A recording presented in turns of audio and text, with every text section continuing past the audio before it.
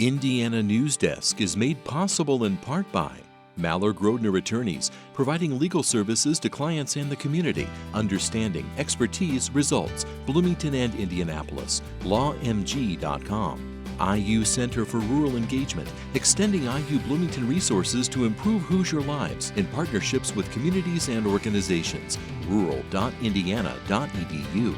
Smithville Fiber Internet Security Solutions and Voice in Southern Indiana. More information at smithville.com. Bunger and Robertson Attorneys at Law, utilizing 75 years of experience, knowledge, and resources to help individuals and families recover in personal injury matters. Information at lawbr.com. And by WTIU members. Thank you. Coming up on Indiana Newsdesk. The federal government has moved to reclassify marijuana, but that won't likely make a difference soon in Indiana, where it remains illegal. You could conceivably do a lot of time over marijuana, where you can drive one state over, and it's completely legal. One veterans group hopes the move opens the door for medical cannabis use. A little more than a year after a tornado tore through McCormick's Creek State Park, much of the park remains off limits. The back of the park and the north section of the park where the tornado went through, that's going to be a work in progress for many, many years. This week, the park announced Trails 2 and 3 have reopened. And this month, Habitat for Humanity in Evansville dedicated its 600th home built in the city. We'll have these stories, plus the latest news from across the state, right now on Indiana Newsdesk.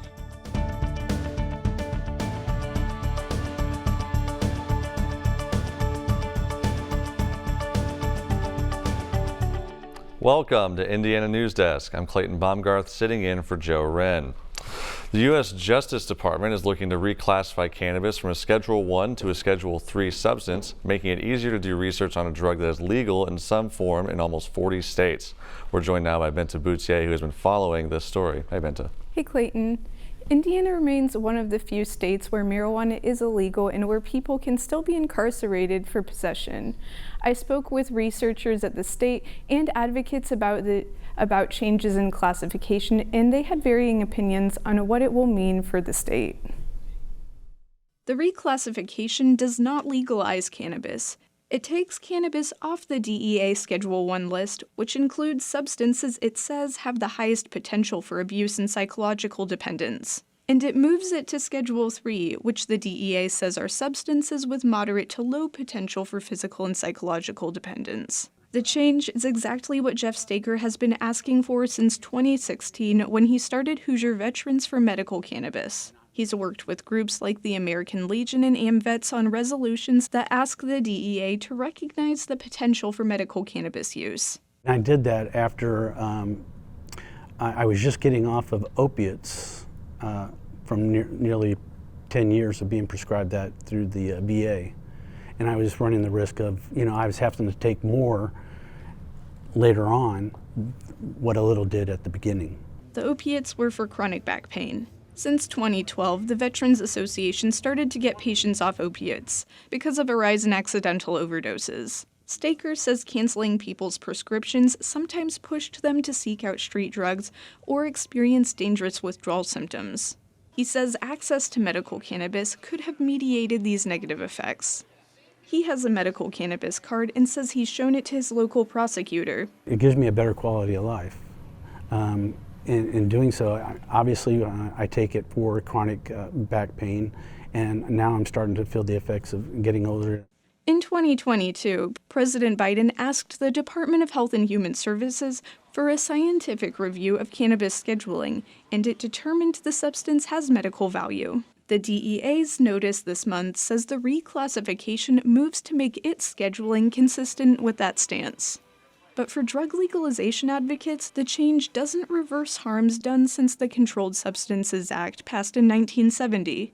The National Coalition for Drug Legalization held a community panel at the Buskirk-Chumley Theater in Bloomington this month, where an attendee asked about the reclassification. Nicholas Voiles, who was part of the panel, told attendees reclassification in medical cannabis will benefit people who could qualify for a card or who have ready access to health care. And that's if and when Indiana decides to change its rules. This is doing nothing to discuss, to talk about, the people that have been locked up from this horrible scheduling of a drug that was only scheduled to hurt a certain race class. He doesn't anticipate the rescheduling will change a lot for people he works with, and wants full legalization.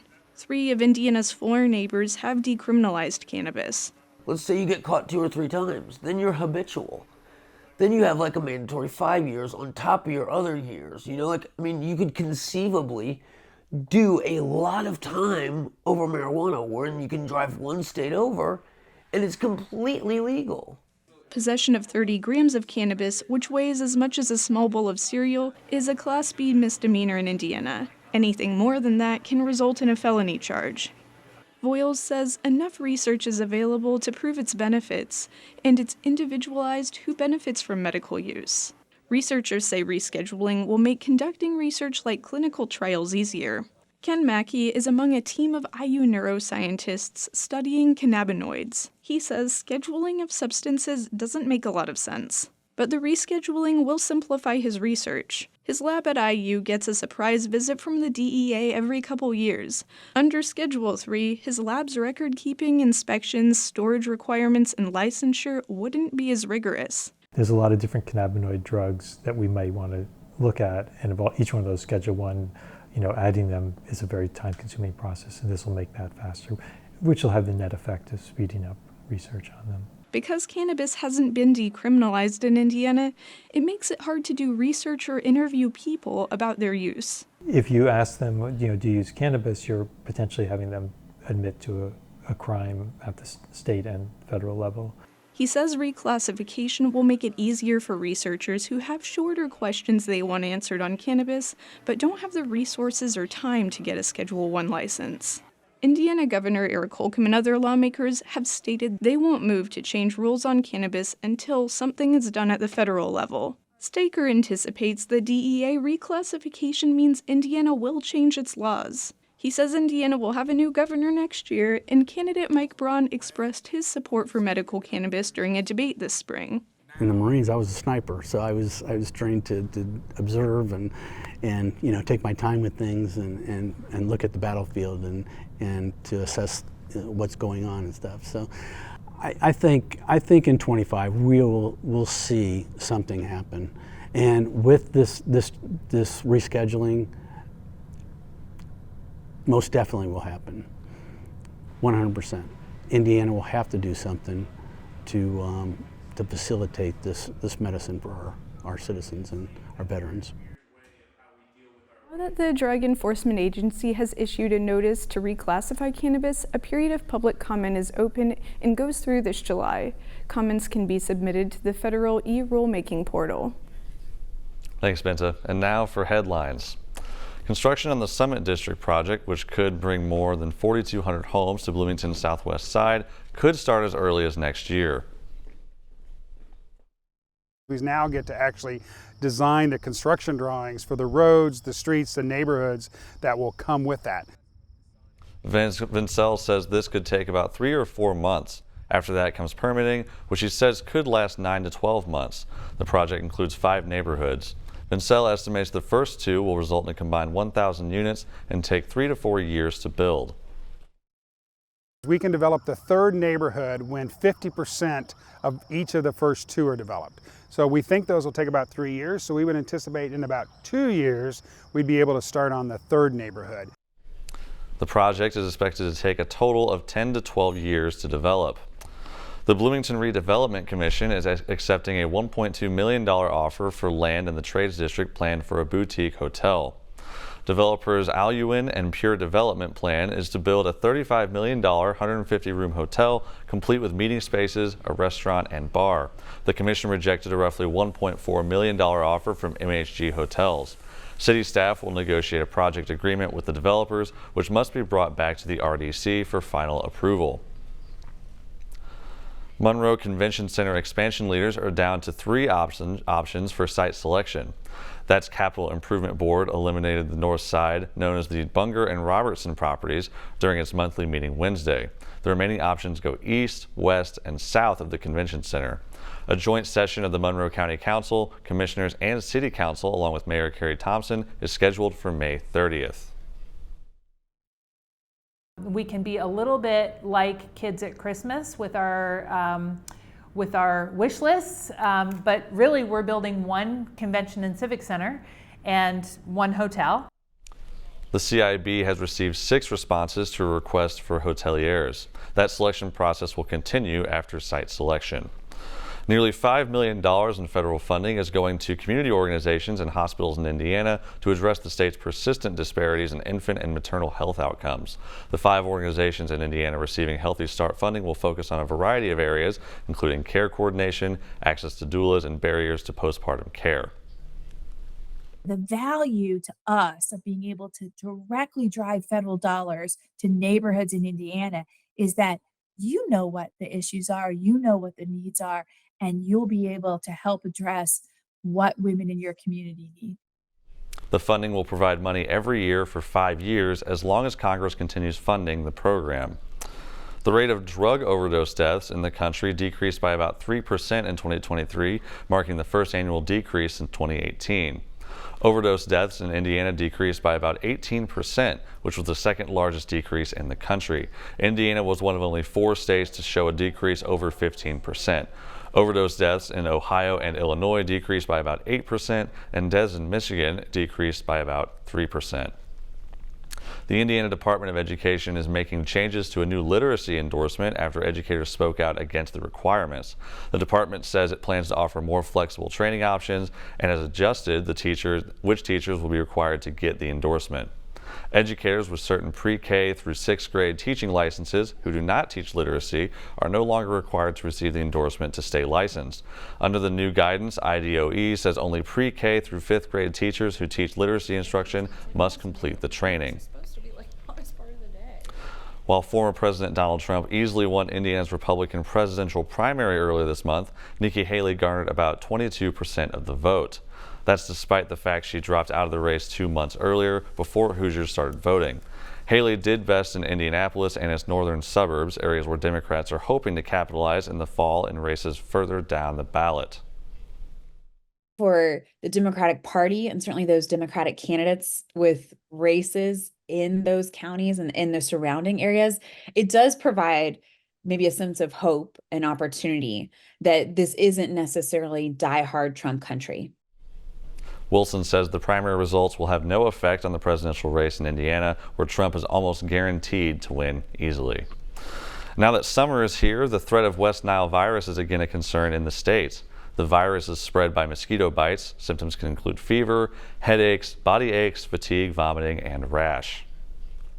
Most people won't have any symptoms. Over 80% of people who are infected with West Nile will have no symptoms. Christensen says prevention is the key. He says you should pick a repellent with DEET or picaridin as an active ingredient and to wear long sleeves and pants to cover your skin. He also suggests getting rid of standing water around your home. That's where mosquitoes breed. And finally, it's Memorial Day weekend, which means Bloomington City pools at Bryan Park and Mills Park and the IU pool will be open. Pools at Brown County, McCormick's Creek, and Spring Mill State Parks also open this weekend.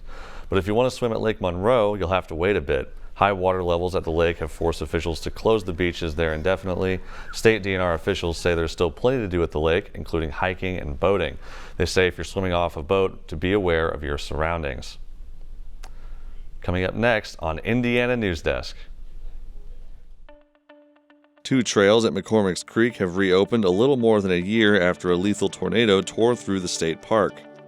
And the Indianapolis Zoo's new International Chimpanzee Complex opens to the public this weekend.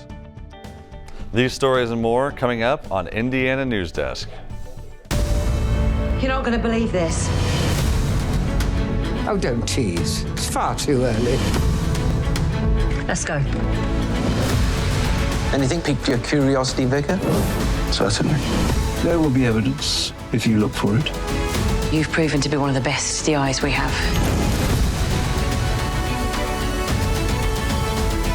Let's make the most of this summer. Make it the best one ever.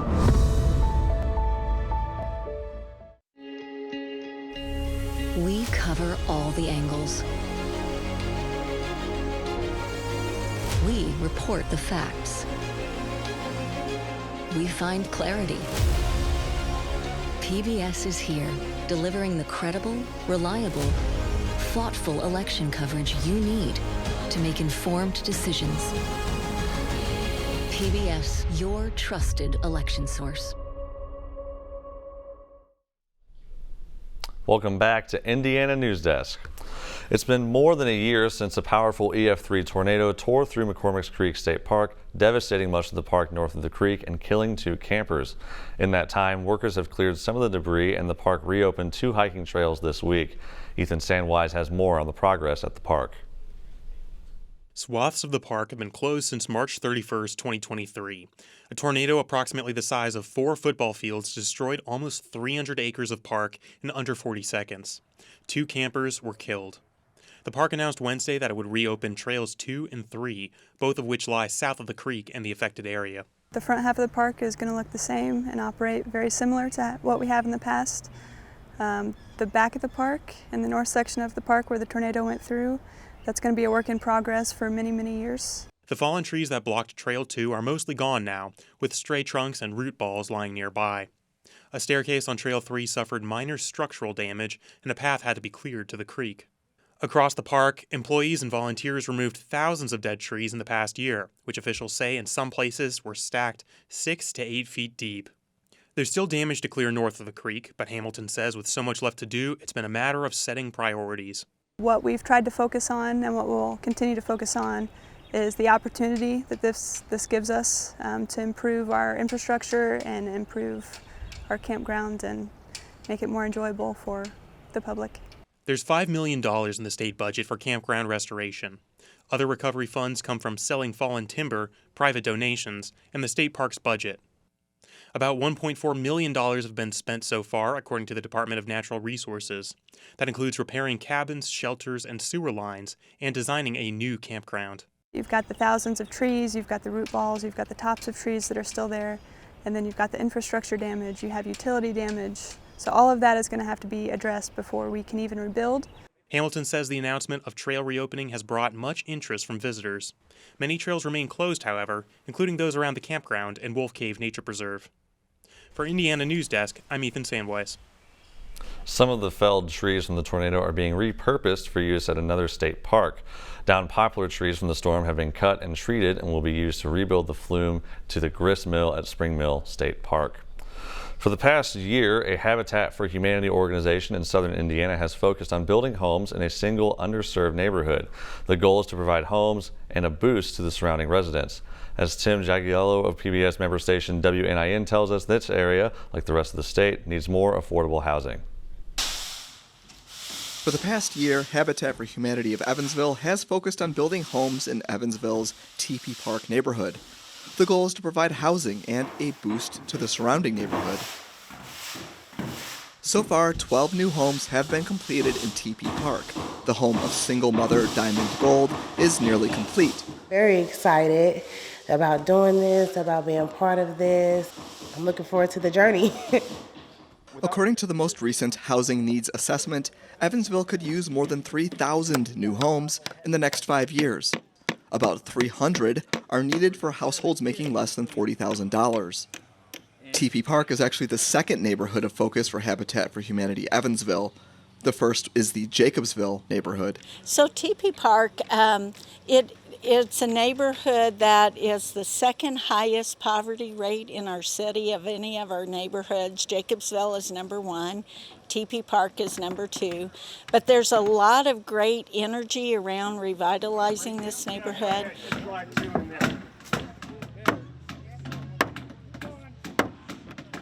The goal was to build 24 homes in Teepee Park, but they currently have 28 in various stages of completion. Here, an army of volunteers are building the subfloor of a wheelchair-accessible home in partnership with the AARP. The city also needs more new homes, according to the same housing needs report.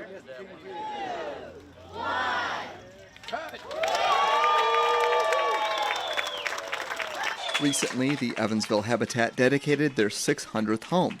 This is an accomplishment only 25 other Habitat organizations have achieved, and none have been this small an organization or market. This home will be owned by 22-year-old Cameron Haley.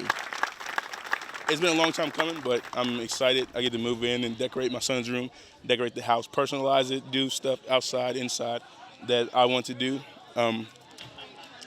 It's exciting being 22 and able to have my own, It's actually difficult to qualify for this program. Diamond Gold applied about 5 times and was denied. Gold says she thought, like some others might, that Habitat provides free homes. Not knowing the blood, sweat, and tears that you put into this. Sometimes you're just ready to throw in the towel, like, I don't want to do it no more. But you keep pushing. Participants must put in 300 hours of sweat equity. This includes helping build their own home and the homes of other families. There's also a lot of education, including financial counseling. Homes have a 0% interest mortgage with a build cost of about $160,000. State Director for Habitat for Humanity, Gina Leckren, says anecdotally, Habitat homes can elevate neighborhoods. Volunteers will notice other homeowners in the community start fixing up their house. We actually inspire people to beautify neighborhoods. We also find an increase in property values because we raise up the entire community's value with the new houses that we put in terms of infill housing. Down for 3, 2, 1. Both Gold and Haley plan to be good neighbors. Gold already knows the names of everyone nearby. I'm looking forward to this home being more of a place of peace, our safe haven for sure. I'm looking forward to it being our forever home. Me and my kids, we have been through so much. We have overcame so much just with moving from home to home, apartment to apartment. For WNIN News, I'm Tim Jagalow. Hey, thanks, sir. Thank you. Being blessed, I can't complain. Habitat for Humanity was founded in 1976 and is in local communities across all 50 states in the U.S. and in 70 countries around the world. Visitors to the Indianapolis Zoo will be getting an up-close look at our species' closest living relatives with the opening of the International Chimpanzee Complex this weekend. Years in development, the complex will house almost 24 of the great apes. Pat Bean has this story. Ben, he's something else. He's a charmer. Sue, one of our female chimpanzees, she loves the attention. She's the superstar. Ben and Sue are just 2 of the 21 chimpanzees at the zoo who now have new places to explore. The International Chimpanzee Complex features 3 buildings connected by a quarter-mile-long elevated chimpanzee trail. It's an enclosed structure that allows the chimpanzees to freely move between the community hub, cognitive center, and culture center. The purpose of the trail is to give them choice as to where they want to go, where they want to be, who do they want to spend time with. That connects from the community hub to the cognition center. The community hub and culture center will give visitors a glimpse into the chimpanzee's social structure and interactions. In the cognition center, visitors can watch and take the same cognitive test as the chimpanzees using touchscreens. Indianapolis is one of a small number of zoos in the U.S. that are home to the endangered primates. The complex can house up to 30 chimpanzees. Maddox says wildlife conservation of primates is central to the zoo's mission. We created the International Chimpanzee Complex to recreate the functional naturalism that is of chimpanzees in the wild. Most of the chimpanzees in the exhibit came from other accredited zoos, private ownership, and biomedical labs. Maddox says the chimpanzees are still in the process of getting to know one another. It was a matter of making the introductions to everybody because obviously they don't know each other.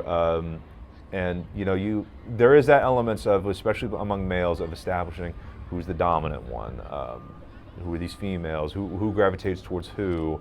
They've also been acclimating themselves to their new environment and can already be seen exploring the chimpanzee trail. Just watching them walk across the trail just above you, it's something else. It's unworldly and it's very cool. For Indiana Newsdesk, I'm Pat Bean. The zoo opens daily at 9 a.m. It closes at 5 p.m. Monday through Thursday and is open until 7 on Friday, Saturday, and Sunday. The month of May at the Indianapolis Motor Speedway wraps up Sunday with the 108th running of the Indianapolis 500. Scott McLaughlin will start this year's race from the pole with a qualifying speed of a little more than 234 miles per hour. 2018 winner Will Power and defending champion Joseph Newgarden will be alongside McLaughlin in row 1. More than 300,000 are expected to attend the race, which will air on NBC and Peacock, but will be blocked out locally. It will be rebroadcast locally at 8:30 Sunday night. That's the end of this program, but our work continues online as we cover the news throughout the week at WTIUnews.org. Have a great weekend.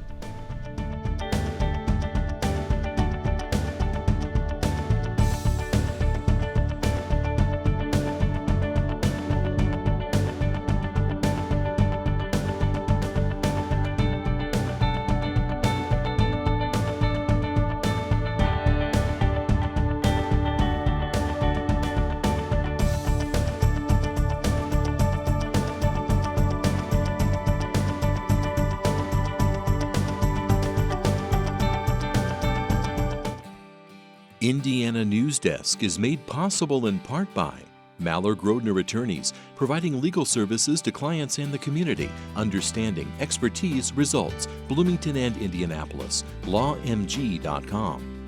IU Center for Rural Engagement, extending IU Bloomington resources to improve Hoosier lives in partnerships with communities and organizations.